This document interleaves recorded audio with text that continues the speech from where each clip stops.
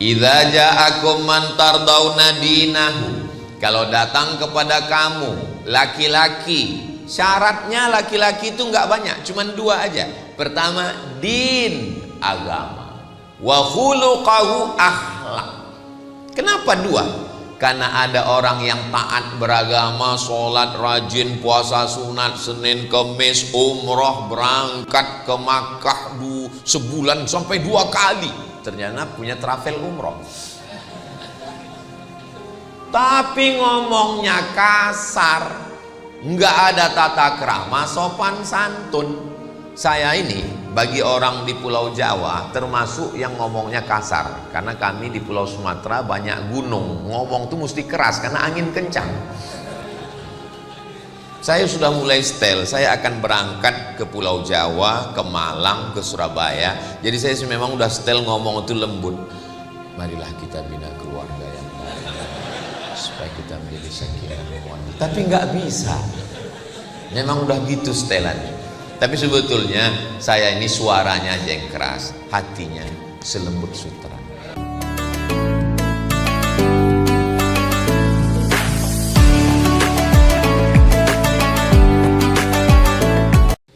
Tadi Ustadz Kiai Haji Muhammad Saleh Drehem menjelaskan bahwa 3 bulan ini bulan menata keluarga kita. Ini adalah bulannya Nabi Ibrahim alaihissalam. Ada salah satu nama Presiden Amerika, Abraham Lincoln. Abraham itu bahasa Ibraninya Abraham, dalam bahasa Arabnya wa idz qala Ibrahim. Asal maknanya Abu Rahim, Abu bapak, Rahim yang lembut, yang baik, yang penyayang, yang mengayomi, yang melindungi, yang bisa dijadikan teladan. Titik temu antara Nabi Muhammad SAW, Nabi Isa alaihissalam, Nabi Musa alaihissalam itu bertemu paling dekatnya kepada Nabi Ibrahim alaihissalam. Nabi Ibrahim punya anak namanya Nabi Ishak. Nabi Ishak punya anak namanya Nabi Yakub. Nabi Yakub punya anak namanya Nabi Yusuf. Nabi Yusuf punya saudara-saudara 11. Salah satunya adalah Yahuza. Keturunan Yahuza ini disebut dengan Yahudi. Nabi Ibrahim punya anak Nabi Ishak. Ishak punya anak Yakub. Yakub ini punya nama lain Israel. Isra artinya hamba, El artinya Tuhan. Israel Abdullah. Aslinya baik, cuman Israel yang sekarang ini nyasar. Tapi jangan gara-gara Israel artinya hamba Allah, yang punya anak bulan ini lahir dikasih nama Israel. Maka anak cucu keturunan Nabi Yakub itu disebut dengan Bani Israel. Ini diingat baik-baik, ini nanti keluar dalam UAS, ujian akhir semester. Lalu kemudian turun lagi ke bawah, itulah dia Nabi Daud. Nabi Daud punya anak Nabi Sulaiman. Nabi Sulaiman raja di kalangan hewan-hewan, burung-burung, di kalangan jin, di kalangan manusia, bahkan menaklukkan angin. Sulaiman, orang barat menyebutnya King Solomon. Sampai-sampai ada yang nulis katanya kerajaan Nabi Sulaiman sampai ke Yogyakarta, Sleman. Saking hebatnya. Jadi keturunan-keturunan ini ke bawah. Lalu kemudian ada seorang laki-laki namanya Imran. Imran punya istri namanya Hannah. Hannah melahirkan anak perempuan namanya Maryam. Maryam punya anak laki-laki namanya Isa. Itu dari jalur Sarah. Sedangkan dari jalur Hajar lahirlah seorang anak laki-laki namanya Ismail.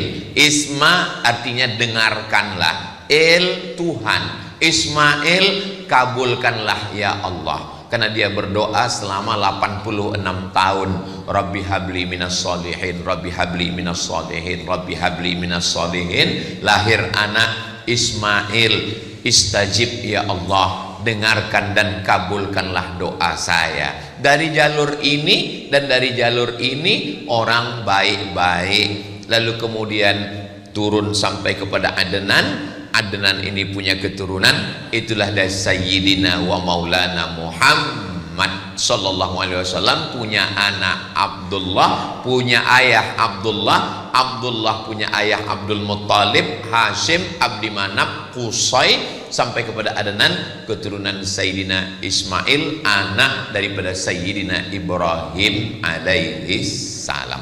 Makanya dalam sholat kita tidak hanya disebut Ibrahim, tapi keluarga. Kama shallaita ala Ibrahim wa ala ali Ibrahim, kama barakta ala Ibrahim wa ala ali Ibrahim. Jadi tidak hanya person satu orang, tapi keluarga. Kenapa disebut keluarga? Karena memang Nabi Ibrahim ini tidak hanya baik sendirian. Itu tidak dengan Nabi. Kalau Nabi yang punya anak Kan'an tidak disebut dengan Ali Nuh, belum ada satupun menyebut.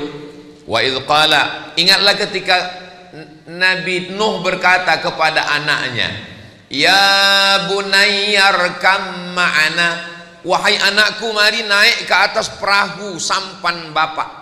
Karena hujan 40 hari 40 malam, tenggelam semesta, dia takut anaknya tenggelam. Maka dia panggil, ya bunayya, wahai anakku, irkam ma'ana, mari naik ke atas perahu bapak. Apa kata jawab anaknya Kan'an? Sa'awi ila jabali ya'simuni minal ma. Saya akan naik ke atas bukit yang akan bisa menyelamatkan saya dari air. Tapi ternyata saat akan tenggelam, di situ yang bangkit bukan jiwa seorang nabi, tapi jiwa seorang ayah.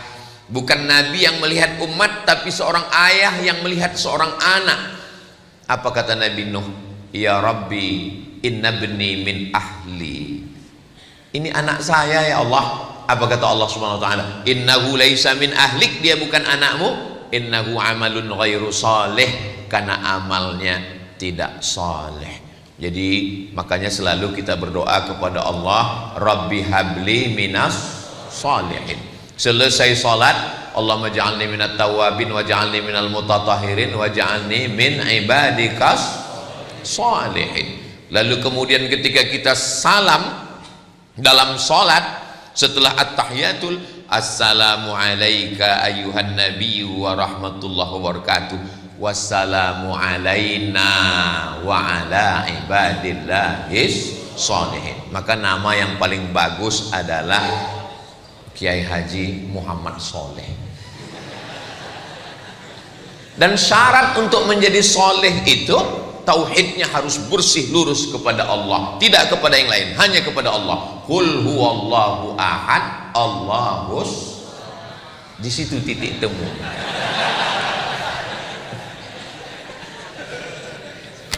Nah, jadi nahodanya, ini kapalnya bagus, bahteranya mantap, tapi kalau nahodanya nggak jelas, ini kapal nggak bisa berlayar. Dulu kapal itu di laut, sekarang kapal sudah maju mundur, di samping odong-odong, nggak jelas lagi mau kemana. Kapal kita ini tujuannya adalah mencari ridha Allah. Maka yang pertama kali disapa adalah kepala rumah tangga. Ya ayyuhalladzina amanu, suami laki-laki, qu anfusakum, jaga dirimu dulu, wahai laki-laki. Mudah-mudahan laki-laki calon imam, calon kepala rumah tangga menemukan bidadari surganya insyaallah. Yang bilang amin yang belum nikah aja.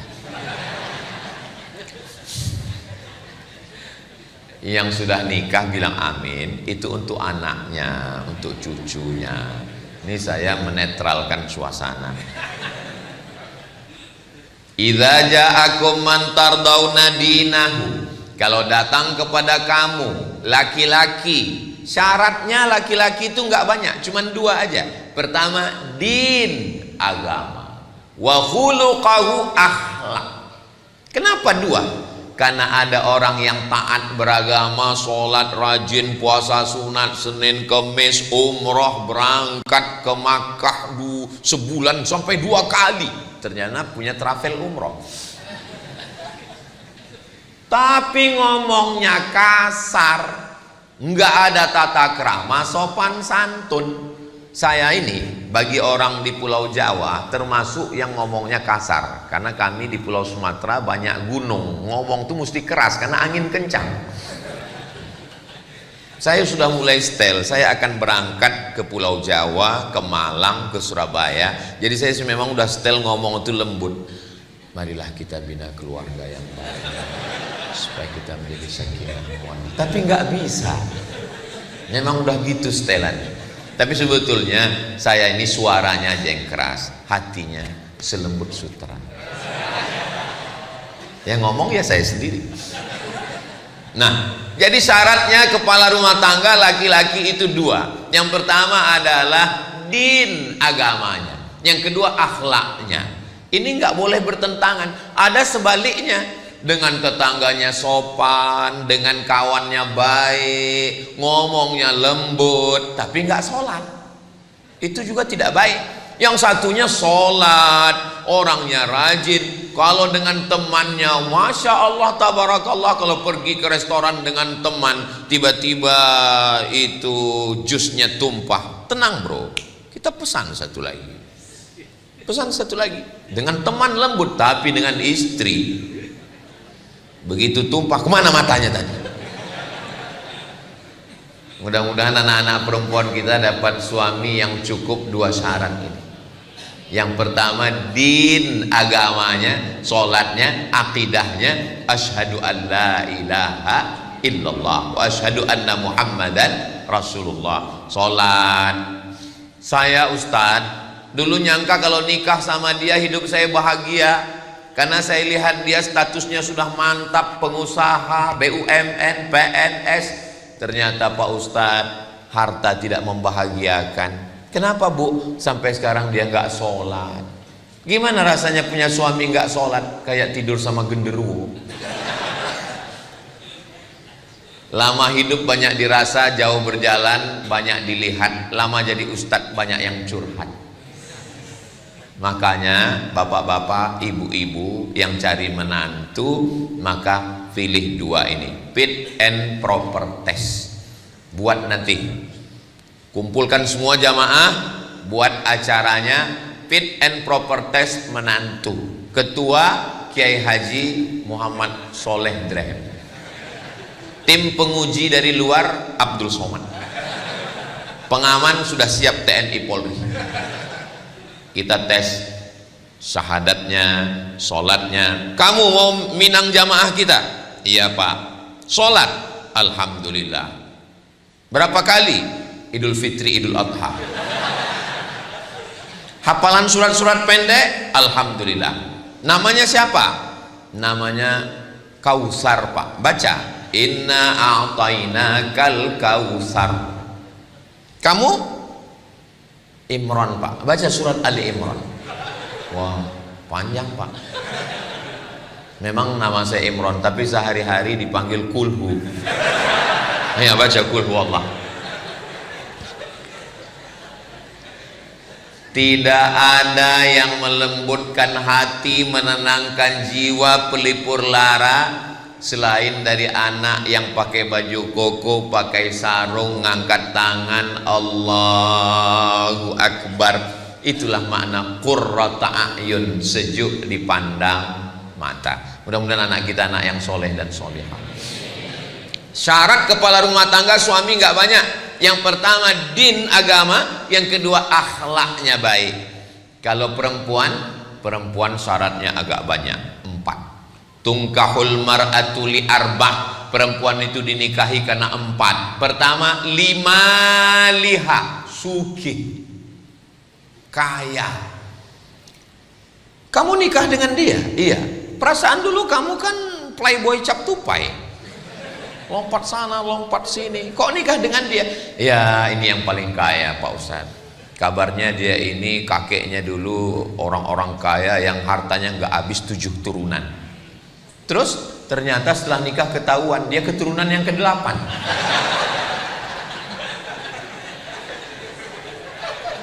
Yang pertama dilihat lima liha karena hartanya.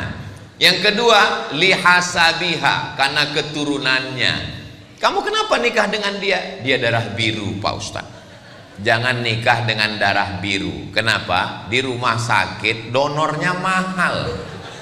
PMI Palang Merah Indonesia belum menyediakan darah biru. Bangsawan, bangsa yang hidup di awan.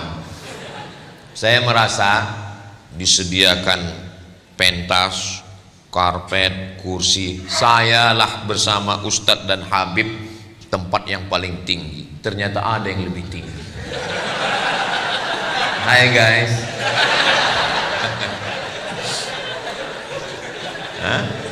Kenapa dinikahi perempuan? Karena hartanya. Yang kedua karena bangsawannya. Ketiga li jamal. Jamal, kalau bahasa kita beautiful. Jangan nikah dengan black sweet. Hilang sweetnya, tinggal blacknya. Li jamaliha. Kenapa kamu menikah dengan dia? Tinggi semampai, putih bening, mata biru, rambutnya susah untuk diungkapkan dengan kata-kata. Wow, amazing. Tapi kalau kamu pilih karena tiga, harta akan binasa, nasab akan hilang. Berapa banyak orang dikeluarkan dari bangsawan karena melanggar pantangan. Rupa akan berubah. Yang tidak berubah itu apa? Hubungan aku ke kamu. Hubungan kita tetap sama dalam la ilaha illallah Muhammadur Rasulullah wa la tamutunna illa wa antum muslimun. Maka kata Nabi, tungkahul mar'atu li arba. Biasanya perempuan itu dinikahi karena 4, tapi vonis akhirnya fazfar bidzatid din. Lihatlah bagaimana dia menjalankan agama. Karena itulah yang tidak akan lapuk karena hujan, tidak akan lekang karena panas.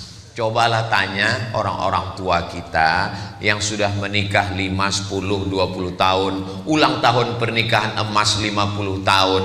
Itu yang kekal abadi adalah rupa berubah, harta berubah. Yang tidak berubah itu adalah din. Di dalam din ada ketaatan kepada Allah, kesetiaan. Ustaz Somad, Ustaz Somad. Ya, saya mahasiswa Ustadz dulu di kampus. Ingat Ustadz? Iya ingat. Alhamdulillah. Alhamdulillah saya sudah tamat Ustadz, udah wisuda. Alhamdulillah. Sudah kerja Ustadz. Alhamdulillah. Belum nikah Ustadz. Innalillah. Kenapa belum nikah? Dulu kan Ustadz ngomong, katanya kalau nyari istri itu lihatlah pada hartanya, nasabnya, cantiknya, agamanya. Ustadz, tolong carikan saya yang ada 4-4-nya. Kalau ada 4-4-nya ngapain saya kasih ke kamu?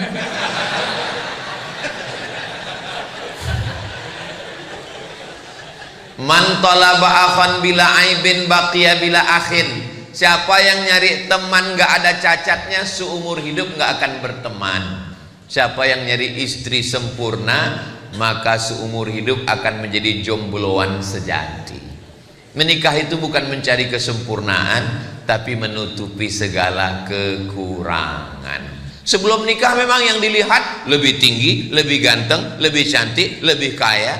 Tapi setelah menikah yang dilihat nampak adalah kekurangan-kekurangan. Maka muncullah ungkapan laki-laki, hijau rumput di rumah lebih hijau rumput sintetis. Karena sekarang semuanya serba plastik. Maka perempuan melihat laki-laki 2. Tapi perempuan kan tidak menerima pinangan, walinya, bapaknya, kakeknya. Kalau kita punya teman, punya sahabat nggak nikah, jangan digojlokin, jangan diejek, jangan diolok-olok, jangan diprank. Saya kalau ada teman yang belum nikah, pas lagi ngobrol-ngobrol, bro, nikahnya kapan? Dunia udah mau kiamat. Kalau ada yang teman belum nikah, nikahnya kapan? Ini kan udah mau dekat bulan Ramadan, masa bangun sahurnya pakai mercon? Saya termasuk orang yang menjaga perasaan orang lain. Cuman kadang orang aja nggak pernah menjaga perasaan saya. Kalau teman belum punya motor, jangan cerita motor. Kalau teman belum punya rumah, jangan cerita rumah. Kalau teman belum punya istri, jangan cerita nikah. Kalau dia belum punya anak, jangan cerita anak. Maka kalau kita mau nolong dia, jangan di depan orang ramai, itu mempermalukan dia. 4 mata. Teman, kawan, sahabat, kakak kelas. Saya biasanya kalau ada yang nggak nikah, saya ajak 4 mata. Pertanyaan saya pertama adalah, ada nggak orang cantik yang kamu lihat? Kalau dia bilang ada, berarti masih sehat. Tapi kalau dia bilang nggak ada, bahaya. Waspadalah. Mohon maaf ya bro, kamu pernah nggak ngelihat orang cantik? Pernah, kata dia. Di mana? Di kampus. Orangnya masih ada. Ada. Kira-kira kamu mau nikah dengan dia? Mau buangan. Terus kenapa? Aku nggak berani ngadap dia. Oke, besok pagi kita akan datang ke rumah orang tuanya. Dulu saya mau, kira-kira ya 10 tahun yang lalu. Kalau sekarang saya udah nggak mau lagi membawakan. Saya khawatirnya kalau saya yang bawa, saya yang diterima.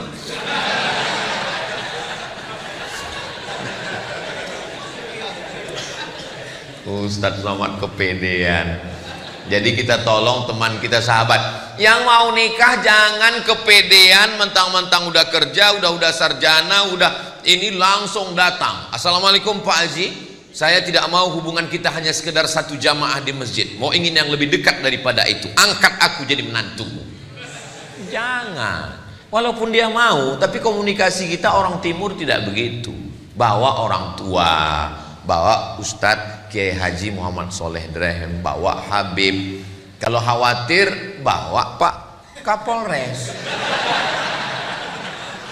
Kalau bawa Kiai, mungkin bacakan ayat, fankihu ma taba lakum minan nisa'i masna wa thulatha wa ruba wankihul ayama minkum min ibadikum.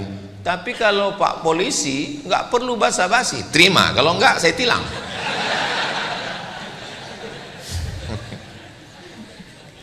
Jangan nodai hubungan yang suci.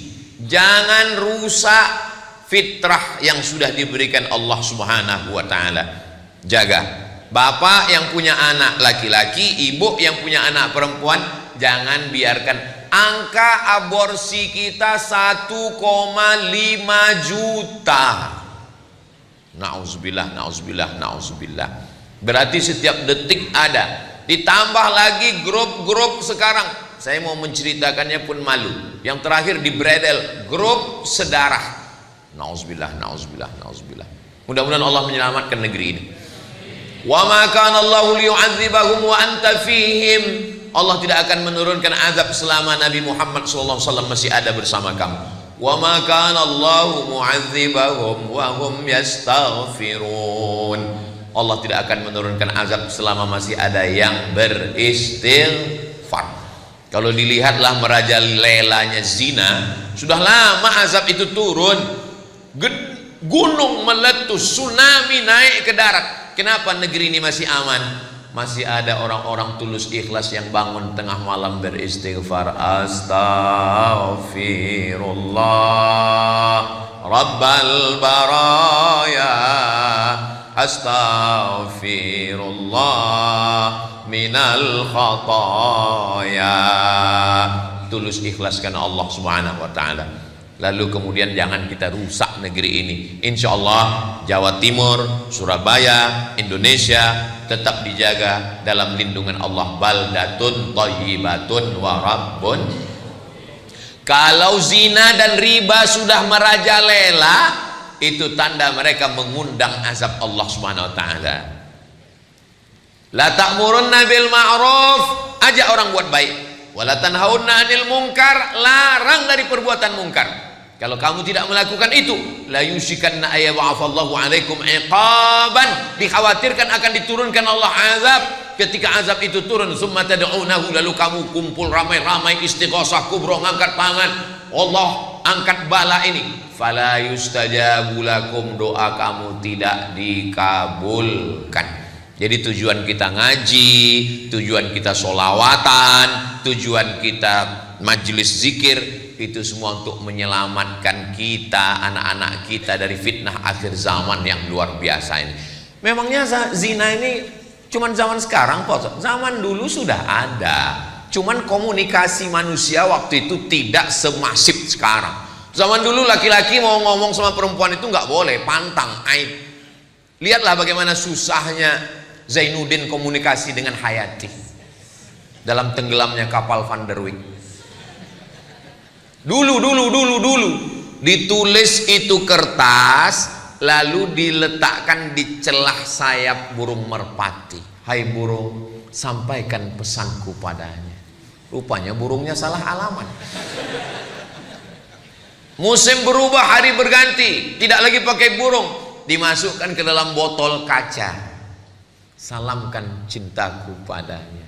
Yang diharapkan supaya ini botolnya ke Pulau Jawa, nyas ke Afrika. Akhirnya berubah. Lalu kemudian ketika Zainuddin mau pergi ke surau sore-sore ke Langgar, dia pun meletakkan secari kertas di celah ketiaknya. Lalu Hayati pun lalu dan mereka pun mengambil. Sekarang langsung DM, hai Besti. Kalau ada laki-laki menyapamu, hai sayang, kamu cantik, dia bukan bapakmu, dia bukan kakekmu, dia bukan kakakmu, dia bukan pamanmu, yakinlah dia buaya darat. Ini anak-anak perempuan kita mesti kita jaga. Tolong adik-adik yang punya usaha sablon, yang punya usaha stiker, buatkan stiker say no to bonceng. Buatkan baju kaos di belakang, katakan tidak pada narkoba, say no to drug, katakan tidak pada playboy. Tapi baju-baju yang begini jangan dibawa sholat Jumat. Kalau sholat pas ngeliat, untuk menyelamatkan anak-anak kita. Kadang anaknya sudah ngaji, malah orang tuanya. Dulu disebut kenakalan remaja, sekarang kenakalan orang tua. Orang tuanya nanya, kamu udah punya pacar? Belum. Hari gini nggak punya pacar, apa kata dunia? Lingkungan kita tidak mendidik, tontonan kita tidak jadi tuntunan, telinga tidak memberikan nasihat. Saya untuk ngomongnya dalam masjid pun malu, untuk mengucapkannya di depan Habib, di depan Kiai pun rasanya nggak sopan. Tapi ini kenyataan. Apa lagu yang didengar? Kucing garong, keong racun, cinta satu malam, selimut tetangga, sepia, pulang-pulang berbadan dua. Itu zina semua. Kenapa terpikir bagi mereka untuk membuat lagu-lagu setan, lagu-lagu maksiat, lagu-lagu kumpul kebo ini? Kenapa terpikir? Wa inna syayatina la yuhuna ila awliyaihim. Setan-setan mengirimkan signal kepada wali-wali mereka. Kenapa lagunya bagus ya? Kenapa syairnya indah ya? Padahal mengajak perbuatan zina. Ini adalah bisikan-bisikan setan yang merusak. Mudah-mudahan Allah menyelamatkan anak-anak kita insya Allah. Makanya kalau ada solawatan, ada zikir, ada itu semua. Tala'al badru alaina min saniyatil wada wajaba syukru alaina mada'a lillahi da ayyuhal mab'usu fina ji'ta bil amril muta' ji'ta syarraftal madinah marhaban ya khairada. Allahumma salli ala sayyidina Muhammad. Guru kita semua, fadhal Ustaz Luqmanul Hakim dari Pontianak. Beliau ini mengasuh 700.000 santri yang dapat beras setiap bulan dari gerakan infak beras yang dikutip ke rumah-rumah melalui program penggeraknya namanya Paskas, Pasukan Amal Soleh. Jadi yang belum ada jodoh segera merapat ke Ustadz Luqman, karena santrinya 700.000 orang. Bayangkan. Ustadz Somad katanya nggak boleh nikah sekampung. Ya nggak boleh, terlalu banyak. Apalagi satu pondok. Saudara yang dimuliakan Allah Subhanahu wa taala, Ustadz Lukman sekolah agama, tamat dari Gontor, melanjutkan pendidikan ke IIU International Islamic University, menikah, punya anak. Saya tamat pondok, melanjutkan sekolah agama. Banyak orang takut anaknya sekolah agama. Banyak mertua takut menerima calon mantu kalau anaknya sekolah agama. Kamu mau minang anak saya? Iya. Titelnya apa? SH, welcome. Kamu titelnya apa? SE, melebu. Kamu titelnya apa? LC, stop. Lagi cemas. Ustadz Somad pulang dari Mesir bawa titel LC, pulang dari Maroko MA, LC MA, lagi cemas mencari anak gadis. Apa yang terjadi? Makanya kalau ada orang tua, calon mertua yang nggak mau nerima karena anaknya taat beragama, karena dia sekolah pesantren, karena dia dai, maka tolong bawa dia ke rumah sakit, periksa, scan, jangan-jangan lambung dengan otaknya berdekatan. Sengaja Allah ciptakan jauh jaraknya. Otak letaknya di atas, lambung letaknya di bawah, supaya kita jangan hanya mikir lambung. Makhluk yang otaknya dekat dengan lambung, udang, maka disebut dengan, enggak ada saya ngomong begitu. Saudara yang dimuliakan Allah Subhanahu wa taala, iyakunu fuqara, kalau calon mantumu itu susah, yughnihimullah, Allah yang akan mengkayakan dia. Susahkah bagi Allah? Innama amruhu idza arada syai'an ayyaqula lahu kun. Pepatah orang kampung saya, banyak orang sekarang nggak mau anaknya dikasih makan di piring, malah lebih mau makan di daun. Dipinang bagus-bagus nggak mau, didatangi baik-baik nggak mau. Laki-laki bisa jadi jahat. Orang jahat itu siapa? Orang yang baik tapi selalu teraniaya. Itu kata Joker. Tanam pinang rapat-rapat agar puyuh tak dapat lari. Sudah kupinang gak dapat-dapat, kurayu-rayu kubawa lari. Akhirnya terjadilah apa yang terjadi.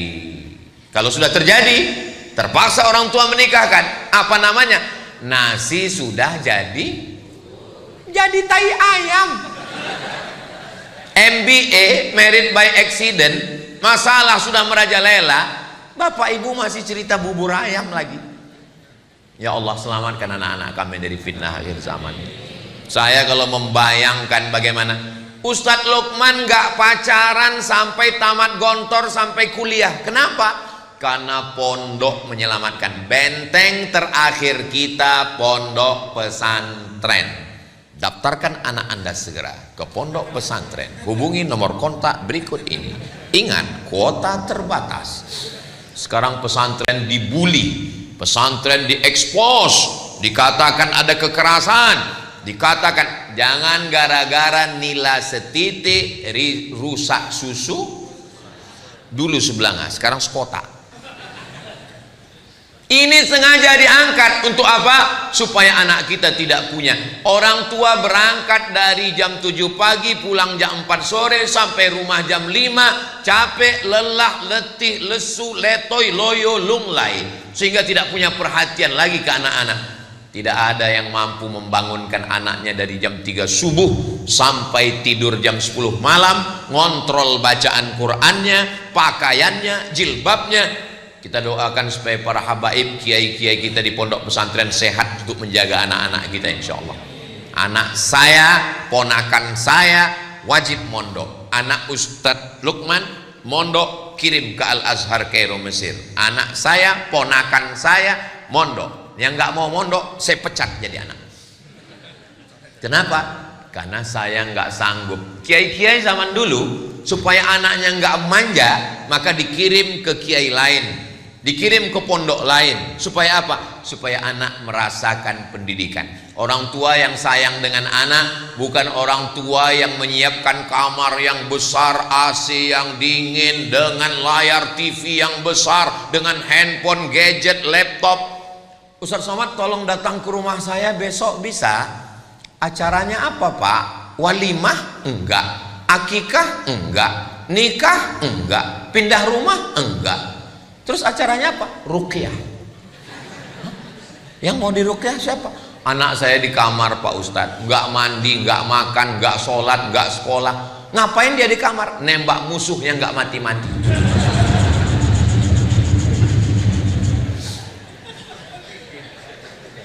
Terus terang saya belum pernah membaca hadis u'izuka min game online. Siapa yang menyediakan kamar yang besar pakai AC lengkap? Saya Pak Ustadz. Siapa yang masang wifi 24 hours? Saya Pak Ustadz. Siapa yang belikan gadget dengan layar besar di kamar? Saya Pak Ustadz. Sekarang anaknya kecanduan, siapa yang salah? Ustadz. Kita disalahkan. Kenapa orang tua membiarkan anak manja? Karena dia dulu menderita, dia tidak ingin anaknya susah. Akhirnya apapun yang diminta anak diberikan. Anak minta motor, diberikan. Motornya dipreteli, hilang semua, tinggal stang sama mesin. Speedometer nggak ada, knalpot disunat, dipotong semua, lewat depan masjid. Ghairil maghdubi alaihim waladdallin. Didoakan sama jamaah, mampus. Amin. Ya kalau mati, kok setengah mati? Maka setelah anak dinikahkan, menangis ibu. Ini mempelai laki-laki, ini mempelai perempuan, ini kedua orang tua sebelah kanan, sebelah kiri. Nangis si mempelai perempuan, ibunya nangis. Ibu nangis kenapa? Tanggung jawab saya sebagai orang tua sudah lepas Pak Ustadz. Anak saya sudah nikah. Kata siapa? Kata siapa tanggung jawab ibu lepas?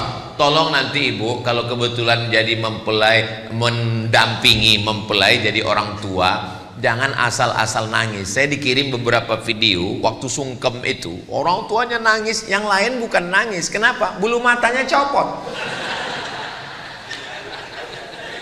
Dapat videonya? Kalau nggak dapat nanti saya kirim.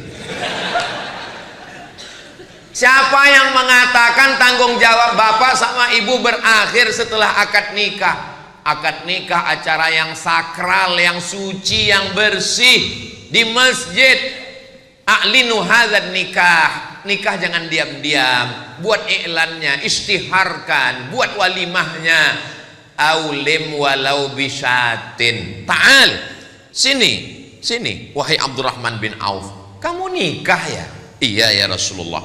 Karena di tangannya ada atharus sufrah, kuning-kuning bekas za'faran. Kamu menikah? Iya.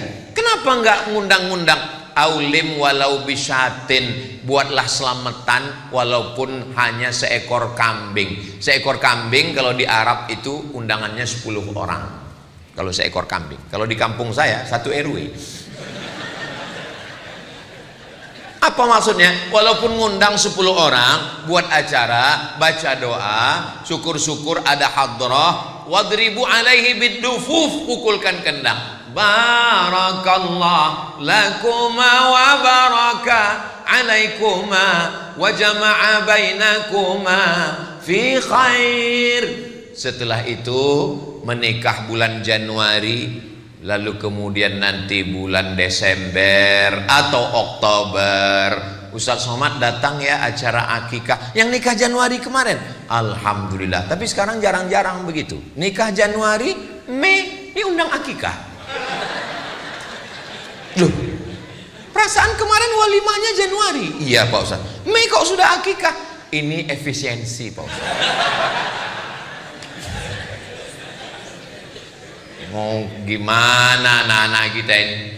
Enggak 1 2 jamaah nanya, gimana hukumnya menikahkan, maaf, beribu maaf, 10 jari saya angkat 11 dengan kepala kepada Habib, kepada Kiai, mohon maaf gak sopan, gak layak, tapi ini kenyataan. Apa hukumnya menikahkan perempuan yang sedang hamil Pak Ustadz?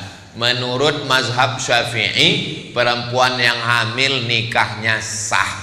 Makanya Pak Kua nggak pernah nanya berapa bulan ya, nggak pernah. Maka dinikahkannya saja. Karena kita pakai kompilasi hukum Islam Indonesia. Yang jadi masalah bukan akad nikahnya, yang jadi masalah setelah anak lahir. Setelah anak lahir nggak boleh pakai bin bapaknya, binnya ke ibunya. Kenapa? Karena itu bukan anak dia. Ini anak saya Pak Ustadz, sudah tes DNA ke Singapura, ini anak saya.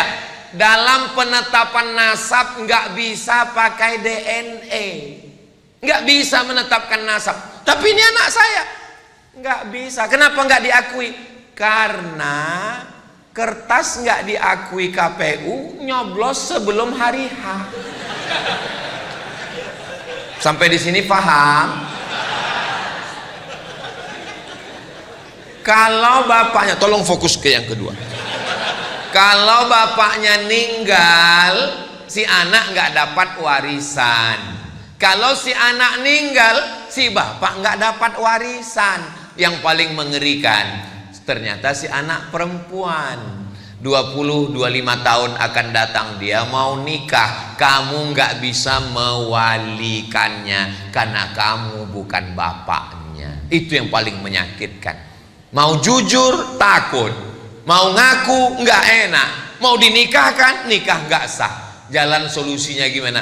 Ngomong ke Pak Kua, Pak Kua mohon maaf, nanti saya pura-pura mencret ya. Kata Pak Kua, bukan kau yang pertama, yang lain gitu juga. Akhirnya Pak Kua yang menikahkan. Zawwajtuki, aku nikahkan engkau, bima wakkalani fulan, karena si fulan. Nggak ada yang mewakilkan, karena fasultanu waliyun man la waliyalaha. Sultan, wali hakim Pak Kua adalah menjadi wali bagi perempuan yang nggak punya wali. Bayangkan itu, pikirkan. Makanya zina ini efeknya multi efek, sistemik, efek domino. Batu domino kalau disusun senggol satu, runtuh semuanya, hancur semuanya. Laki-laki calon suaminya bisa curiga, kenapa enggak bapakmu enggak mewalikanmu? Ujung-ujungnya dia lihat, kenapa hidung kalian beda? Nauzubillah. Yang lalu-lalu apa boleh buat, mudah-mudahan Allah mengampunkan. Yang akan datang kita perbaiki bersama, kita selamatkan anak-anak kita ini insya Allah, selamat dari perbuatan. Lalu kemudian setelah anak lahir, ketika anak lahir, bisikan pertama di telinga sebelah kanan. Waktu anak saya lahir, Mizian Hazik Abdillah, waktu itu saya belum viral. Saya datang ke rumah sakit, datang perawat bidannya nanya, mau ngapain mas? Katanya. Saya nggak pakai peci.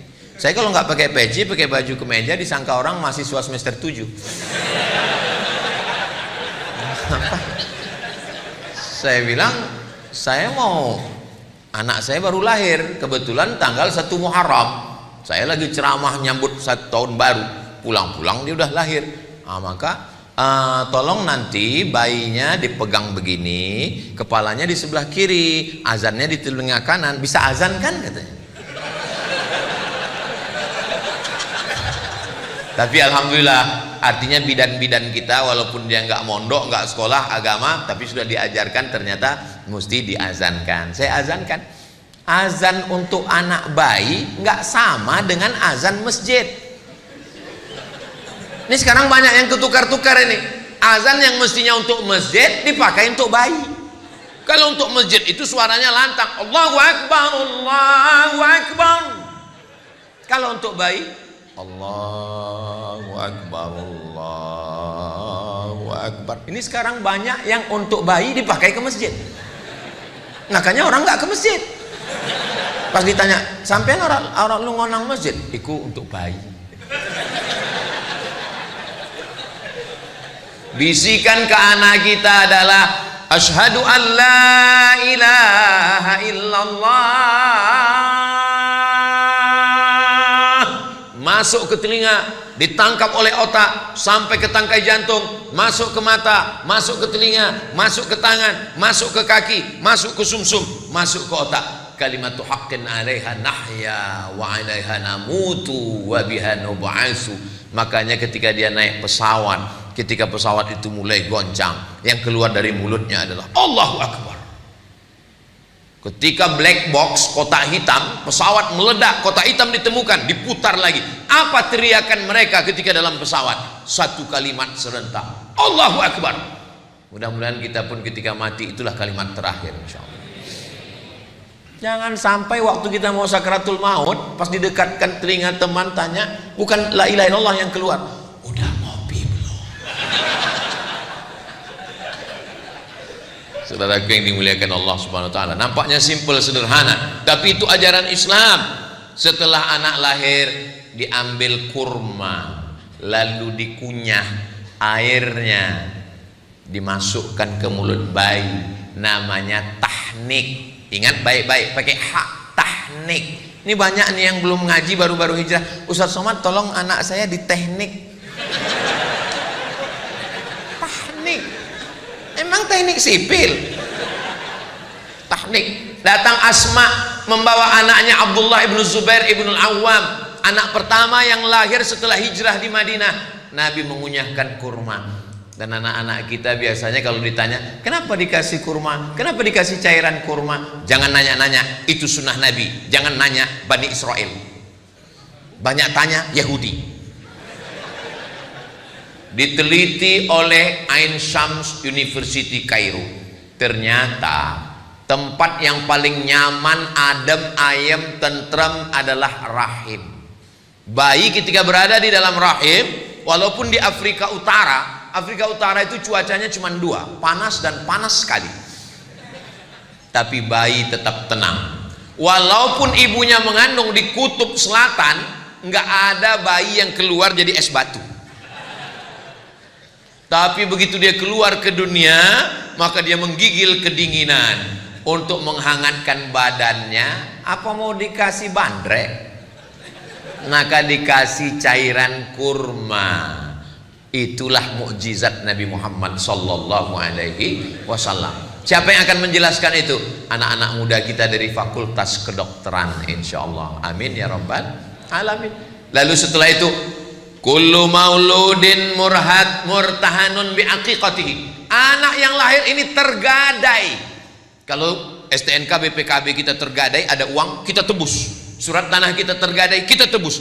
Anak kita yang tergadai ini kita tebus dengan 3. Pertama, tuzbahu anhu yauma sabi'ihi, sembelihkan kambing hari ke-7. Gak bisa hari ke-7, uang belum ada, mertua belum. Hari ke-14. Hari ke-14 belum sanggup Pak Ustadz, gaji 13 belum cair. Hari ke-21. 7, 14, 21. 21 pun belum ada duit Pak Ustadz. Ya udah nggak usah lihat kalender lagi, sebulan, 2 bulan, setahun, 2 tahun. Menurut mazhab Syafi'i, kata Imam Nawawi dalam kitab Majmu' Syarah Muhadzab, boleh mengakikahkan diri setelah dewasa. Jadi Bapak Ibu yang belum akikah, nanti tolong pulang dari sini cari kambing. Tapi jangan undang saya, karena saya dari sini langsung ke airport pulang. Undang semua Bapak TNI, Polri, sama Habib, sama Kiai, adakan acara makan. Cukup makan kambing aja, nggak perlu cukur rambut, nggak perlu diayun pakai tola'al badru alaina. Nah, cara menebusnya 3. Yang pertama, tuzbahu anhu yauma sabi'ihi, sembelihkan kambing hari ke-7. Yang kedua, yuhlaku, cukur rambutnya ditimbang seberat perak. Katanya seberat emas Pak Ustadz, dalam hadis perak. Tapi yang buat emas afdol, baik, nggak salah. Kalau kebetulan anaknya lahir rambutnya tipis. Kalau gondrong, lahir kayak brokoli, ditimbang rambutnya 1 on. 1 on 100 gram, emas lagi mahal. 1 gram 2 juta, 100 gram 200 juta. Ya kalau kaya ya nggak apa-apa. Mudah-mudahan adik-adik nanti bisa pakai emas semua, amin. Dari bunyi aminnya seperti nggak yakin. Wa yusamma, kasih nama yang bagus-bagus, nama yang ada dalam Al-Quran. Di antaranya surat Luqman, Ustadz Luqmanul Hakim. Nama yang baik-baik ini bagus semua. Supaya apa? Supaya ini jangan sampai ditanya, siapa nama kamu? Nama saya Lapendos. Apa itu? Lelaki penuh dosa. Mohon maaf kalau kebetulan namanya sama. Saya takut disomasi, ditangkap. Harap maju ke depan, kita bacakan absen satu-satu. Camry, hah? Merek mobil sedan. Kenapa namamu dikasih begini? Kebetulan saya lahir 17 Agustus Pak Ustadz. Loh kok Camry? Apa hubungannya? Kemerdekaan Republik Indonesia. Mantap. Ya buatlah di awalnya Muhammad Camry, Ahmad Camry, biar orang tahu. Mana tahu terjadi sesuatu, tahu. Jangan sampai jamaah bingung, ini mau kita kirim kemana ini? Ke Jepang. Nah, banyak orang ini berkata, what is in a name? Apalah arti sebuah nama? Dalam Islam nama itu adalah doa. Nama adalah keberuntungan. Nama-nama yang tidak baik diganti Allah dengan nama yang baik-baik. Saya dikasih nama Abdus Somad. Awalnya dulu nama saya dikasih kakek saya. Itulah orang dulu. Saya tanya, yang ngasih nama saya siapa, Mak? Yang ngasih nama kamu kakekmu. Ibu saya merasa nggak ngerti, nggak tahu apa-apa. Dia nanya. Orang sekarang nggak mau nanya, buat sendiri. Pakai ilmu apa? Cocokologi. Nama suami, nama istri gabungkan. Nama suami Sulaiman, nama istri Toibah, nama anak Letoy. Mohon maaf Pak Sulaiman. Apa ini? Kita punya kiai, kita punya habib, tanya kira-kira nama yang baik untuk anak saya siapa? Nama saya dulu pertama kali dikasih mbah saya, kakek saya dikasih nama Solah. Bagus, Solah pakai H. Solah artinya baik. Tapi di kampung saya orang Melayu, Solah itu nama ikan. Kata ibu saya, masa dipanggil ikan gitu? Nama yang lain lah Pak. Akhirnya dikasih nama. Waktu itu qori yang terkenal di Mesir, Syekh Abdul Somad, Abdul Basit Abdul Somad. Maka dikasih Abdul Somad. Maka waktu saya kuliah di Mesir, setiap ditanya orang, Ismake, what is your name? Abdul Somad. Masya Allah Syekh, kata dia. Saya yang khawatir, takut disuruh ngaji. Nama ini penting. Lalu kemudian setelah itu apa lagi? Diajarkan membaca. Ayyu'allimahul kitaba idza aqala, diberikan dia pendidikan yang baik. Man ala salasa banatin, siapa yang membesarkan mendidik 3 anak perempuan, fa'addabahunna, diberikan pendidikan yang baik, wa zawwajahunna, dinikahkan dengan orang baik-baik, wa ahsana ilaihinna, buat baik sampai mati meninggal dunia, falahul jannah, maka surgalah baginya. Mudah-mudahan kita mendapatkan kunci surga dengan membesarkan anak-anak kita ini, insya Allah. Yang kaya raya, hartanya tinggal, pejabat, jabatan tidak lama, paling lama 2 periode, itu pun kalau tidak ditangkap KPK. Tapi kalau punya anak yang soleh, bangun dia di tengah malam dan berdoa, Rabbil firli wali walidayya warhamhuma kama rabbayani shaghira. Sekarang di pintu-pintu masjid, di pintu-pintu mall ditulis ada namanya QRIS. QRIS. QRIS. Cara bacanya gimana sebetulnya? Kris. Q-nya quick. Quick artinya cepat. R-nya response. Kris. Quick response code. Kode yang cepat merespon. Sekarang banyak ayah tidak merespon, dipanggil anaknya, papa, tadi adik punya nilai bagus di sekolah, bapaknya tetap juga scroll. Makanya ibu kalau punya suami nggak cepat merespon, tempel kris di kering.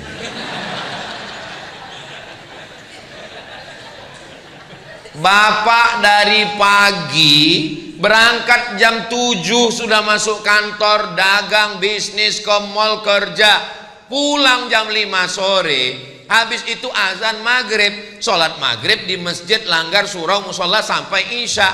Pulang ke rumah sudah jam 8. Punya waktu dengan anak tinggal 3 jam, 9, 10. Cuman 2 jam, 9, 10. Tolong handphonenya matikan. Quality time. Saya datang setiap provinsi, saya datang setahun cuman sekali. Jumat, Sabtu, Ahad, Senin. Ini tausiah saya yang terakhir. Maksudnya untuk jadwal Jawa Timur. Habis ini saya langsung ke airport. Tapi setelah ini saya akan pulang ke rumah. Saya akan menjadi seorang ayah. Saya berlaku sebagai seorang suami. Sholat subuh saya mengimami santri. Habis itu bacakan kitab Jalalain. Habis itu nanya santri satu-satu. Saya akan bawa anak saya jalan-jalan. Saya bawa mereka pergi. Saya nyetir sendiri. Saya pergi ke pasar belanja ikan sama istri saya. Gimana caranya Ustadz belanja ikan? Apa orang nggak tahu? Saya pakai masker. Saya pakai kacamata hitam. Ustadz Somad ya? Mirip, saya bilang. Tolong. Ibu kerja di kantor, masuk pagi jam 7 berangkat dari rumah, jam 7.30 sudah apel, sampai makan siang dengan orang lain, masuk kantor lembur sampai sore, pulang ke rumah bersama suami orang 10 jam, dengan suami sendiri 2 jam. Apa kata orang Inggris? Witing trisno jalaran suko kulino. Cinta tumbuh karena sering bersama, jalan sama, satu kantor sama, tukar-tukaran nomor, berawal dari curhat, lama-lama nggak layak saya mengucapkannya. Kamu kenapa jalan sama dia? Kamu kenapa akrab dengan dia? Kamu kenapa tukar-tukaran nomor, tukar-tukaran video sama dia? Dia sudah macam abang saya, dia sudah macam kakak saya, dia sudah macam saudara saya. Berawal dari macam, berakhir dengan macam-macam. Waspadalah. Kenapa perempuan perlu perhatian? Karena dia makhluk yang memang minta. Perempuan itu dia mengingat kata-kata yang keluar dari mulut suaminya. Makanya Nabi memanggil ya Aish. Kenapa dia panggil ya Aish? Karena Aisyah suka sekali dengan panggilan itu. Ya Humaira. Perempuan mengingat suara itu terngiang di telinganya. Ya Humaira, wahai engkau yang kulitnya putih, kalau kena cahaya matahari kemerahan. Ustaz, ya, saya boleh memanggil istri saya ya Humaira? Boleh. Pulang dari sini panggil ya Humaira. Tapi dia nggak putih, ya nggak apa-apa. Idkhalus surur, menyenangkan hatinya, membahagiakan dia. Kalau kamu nggak bisa bahagiakan dia dengan rumah yang besar, nggak bisa bahagiakan dia dengan perhiasan emas, bahagiakan dia dengan kata-kata. Buah hatiku, belayan jiwaku, siang dan malam terbayang-bayang, makan tak kenyang, tidur tak lelap. Saya kalau ngomong gitu ke istri saya, buah hatiku, langsung dilanjutkan, hafal dia. Jangan laki-laki ini kadang terlalu jujur, pulang ke rumah manggil ya Hajar Aswad.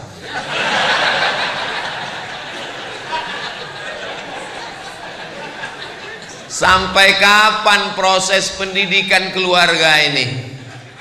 Sampai mereka dulu mati atau kita mati. Proses mendidik anak sampai mereka mati atau kita mati. Kalau kita yang mati duluan, mereka yang akan membisikkan ke telinga kita la ilaha. Mudah-mudahan anak-anak kita yang membisikkan la ilaha illallah. Jangan sampai kita merasakan sunyi di tengah keramaian. Kota metropolitan, penduduknya 5 juta, ramai hiruk pikuk, suara klakson non-stop, tapi kita berada di ruang yang sepi di tengah keramaian. Ruang sepi itu bernama ICU. Memang tulisannya ICU, saya nggak bohong. Kenapa disebut ICU? Karena ICU, you don't see me. Aku ison delok sampean, sampean orang ison delok aku. Di ruang sepi sunyi itu, anak pertama luar kota, anak kedua keluar negeri, anak ketiga meeting, anak keempat surfing, anak kelima mancing. Siapa yang membisikkan ke telinga la ilaha illallah? Mana uang yang dicari pergi pagi pulang petang, peras keringat banting tulang? Mana yang lembur kerja nggak pulang-pulang sampai berbulan-bulan nggak pulang, kepala rumah tangga bernama Bang Toib? Akhirnya kita hanya mau husnul khotimah. Mudah-mudahan anak kita nanti semua yang membimbing kita, yang membacakan surat Yasin, yang mendoakan kita, yang membacakan tahlil afdhalul dzikri fa'lam annahu la ilaha illallah, mereka mengantar jenazah kita, mereka yang memandikan. Makanya masjid-masjid tolong buat acara penyelenggaraan jenazah, tapi yang latihan itu yang anak-anak muda. Ini sekarang banyak di beberapa tempat yang latihan malah jamaah yang udah tua. Jangan, karena kalian yang mau dilaksanakan. Anak-anak muda ini, itu Pak Ustadz, penyelenggaraan jenazah itu berat Pak Ustadz, modalnya besar. Apa modalnya? Orang cuman keran air kok. Iya, tapi Pak Ustadz itu kan mesti ada bonekanya. Nggak usah pakai boneka, pilih salah satu yang malas sholat. Izin sama bapaknya, Pak, izin ya anak bapak nanti untuk praktek. Memang saya sudah lama nasihati dia, nggak cocok. Siram. Cara menyiramkan air ke jenazah. Nah, jenazah orang oleh guyu, orang cuncung guyu. Nah, hanya sampai pengkafanan, jangan dikuburkan. Khawatirnya kita bercanda, malaikat serius. Saya yang memasukkan jenazah almarhumah ibu saya ke liang lahat, saya yang membuka talinya, saya yang membuka wajahnya, saya yang memiringkannya ke arah kiblat, saya yang menempelkan hidungnya ke tepi. Dulu engkau mandikan aku, engkau letakkan aku di anduk yang lembut, sekarang aku meletakkanmu di atas liang lahat tanah. Dulu kalau aku menangis, kau letakkan tanah liat, kau letakkan bantal yang lembut di atas kasur yang wangi. Hari ini apa yang kubalaskan? Ku letakkan di tengkukmu tanah liat yang keras, yang bau. Tapi saya puas. Kenapa? Karena saya sempat datang. Jadwal waktu itu di Pulau Madura, tanggal 18 Maret 2019. Saya bilang, kalau pesawat ini cepat saya sampai, tunggu saya. Tapi kalau tidak, apa boleh buat? Alhamdulillah saya sempat sampai. Saya mengimami sholat jenazah. Saya mengantarkan, saya dengan adik saya, dengan sahabat saya, kami turun bertiga. Kami yang meletakkannya ke bawah. Setelah itu saya naik ke atas, saya membacakan talqin, saya mendoakan. Sampai hari ini sejak beliau wafat, tidak pernah putus pembagian sembako 300 paket. Karena itu yang kami mampu. Dan sekarang membangun masjid, insya Allah tak lama lagi peresmian Masjid Hajjah Rohana. Mudah-mudahan, saya cerita ini tidak ingin macam-macam, saya cuma ingin supaya adik-adik saya, sahabat-sahabat saya, kalau ibu kalian masih hidup, ayah kalian masih hidup, bahagiakanlah mereka. Saya dulu nggak pernah punya cita-cita apa-apa. Ketika ditanya, Ustadz nanti mau jadi apa? Enggak. Yang penting aku kuliah, dapat ijazah, mau jadi dosen, dapat gaji, membahagiakan orang tua. Hanya itu saja. Bahagiakanlah orang tua. Karena kalau dia udah nggak ada lagi tempat kita bisa bercerita. Dulu kalau saya pulang begini, saya akan cerita, Mak, ini ada sorban dari Jawa Timur. Mak, aku dapat cincin. Mak, aku dapat parfum. Dia akan buka parfum itu, dia cium, oh wangi ya, cincin kau cantik ya, bagus ya. Sekarang nggak ada. Bercerita ke istri, ke anak, ya, tapi rasanya tak sama. Maka kalau ibu kalian masih ada, ayah masih ada, bahagiakanlah, senangkanlah mereka. Siapa yang membahagiakan orang tuanya, menjadikan orang tuanya seperti raja-raja, maka insya Allah, Allah akan buat rezeki dia pun sama seperti rezeki raja-raja. Bukan hadis Nabi, dapat saya di grup WhatsApp. Tadi saya mulai jam 8 kurang 15, sekarang sudah jam 9 kurang 20. Jadi ini sudah melanggar kode etik jurnalistik. Mestinya kalau saya dengan Ustadz Lukman itu pembagian waktunya 30 menit. Mudah-mudahan apa yang saya sampaikan ini menjadi pelajaran buat saya sendiri, mudah-mudahan keluarga kita semuanya sakinah, mawaddah, warahmah. Madiun lemahe teles, matur nuwun Allah sing bales. Itu lama saya ngafalnya itu, dikasih sama Habib Muhammad bin Anis. Jangan kemana-mana, kita lanjutkan setelah yang satu ini. Ini yang pantun asli dari saya, menangkap puyuh di Bukit Selasi. Thank you dan terima kasih Ustadz Luqmanul Hakim, guru kita semua. Nasihat-nasihat beliau, kata-kata hikmahnya dari lubuk hati yang paling dalam, insya Allah menjadikan keluarga kita, rumah kita sebagai surga-surga kita di dunia nanti, insya Allah.